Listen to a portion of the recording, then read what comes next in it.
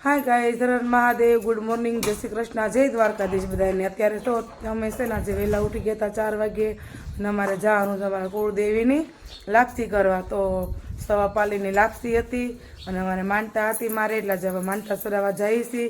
અને આજે એટલા માટે જઈએ છીએ કે કુળદેવીનો યજ્ઞ પણ છે એમ, તો આપણે ઘણા વર્ષ પછી આજે કુળદેવીના યજ્ઞમાં જઈએ છીએ। કુળદેવીના મંદિરે તો ઘણીવાર અવારનવાર અમે જતા જ હોઈએ એમ, તો આજે એમ થયું કે ચાલો યજ્ઞ છે જાતા આવીએ ને આપણે લાપસીની માનતા છે તો એ પણ આપણે કરતા રહે એવી।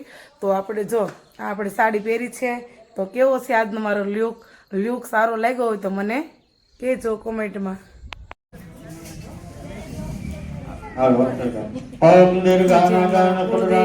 યજ્ઞ છે તો અમે જો અમારા કુળદેવીના યજ્ઞમાં આવેલા છે। પુણ્યમ પુણ્યમ દીર્ઘમાય શરૂ છે।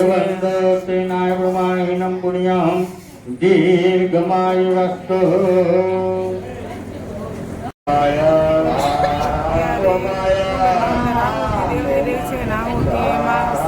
બોલાઈ રહ્યું છે, તો કોમેન્ટમાં લખજો પોતપોતાના કુળદેવી માનું નામ। અમારા કુળદેવી માનું નામ ખોડિયારમાં છે।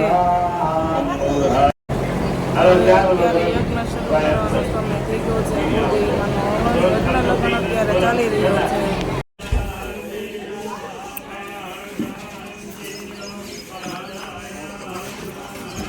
આ અમારા કુળદેવીનું છેલ્લું યજ્ઞનું બીડું હોમાય છે અને સૌ ગેવરિયા પરિવાર સજોડે ઊભા છે અને માતાજીના આશીર્વાદ લે છે કે જીવનની અંદર ક્યારેય પણ દુઃખ ન આવે એવા માતાજી આશીર્વાદ આપે છે ગેવરિયા પરિવારને।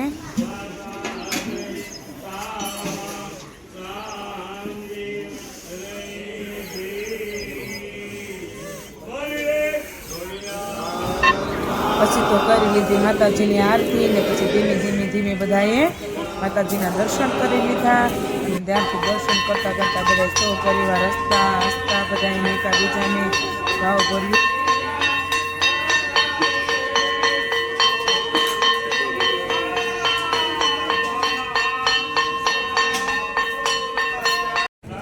આજે અમારા ગેવરિયા પરિવારને આંગણે બીડું હોમાય છે અને માતાજીનો યજ્ઞ અમારે અત્યારે પરિપૂર્ણ થઈ ગયો છે।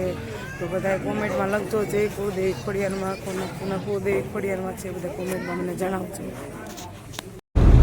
તો આપણે હવે છે ને હવનનું બીડું હોમી દીધું, પછી માતાજીની પ્રસાદી લઈને આપણે છે ને ઘરે જવા રવાના થઈ ગયા છે। કેમ કે પતિદેવ હતા હારે, એટલે કે જાજીવાર બેહી નહોતા એકતા, પણ તોય આજે ઘણું બેઠા એમ, ગાડીની અંદર બેઠા, ઘડીક વાર મંદિરે પણ બેઠા હતા અને ગાડીની અંદર બેઠા હતા એને પ્રસાદી લેવડાવી અને માતાજીના આશીર્વાદ લઈને અમે હવે ઘરે જવા નીકળી ગયા છે।